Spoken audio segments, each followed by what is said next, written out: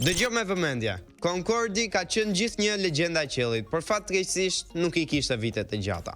Shpejtësia supersonike, zhurma si një avion që ha raketa për mëngjes.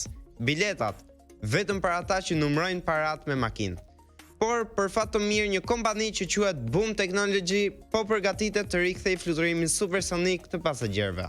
Po pra, avionin që fluturon dy fishin e shpejtësisë së zërit quhet Overture dhe premton të çojë nga New Yorku në Londër për 3 orë e pak, me çokoladë të shkrirë dhe pak turbulencë elegante.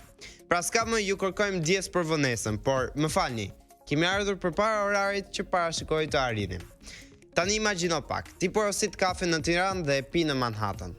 Po në vend të pyesim sa kohë zgjat udhëtimi, do pyesim a ka më kuptim orari i fluturimit.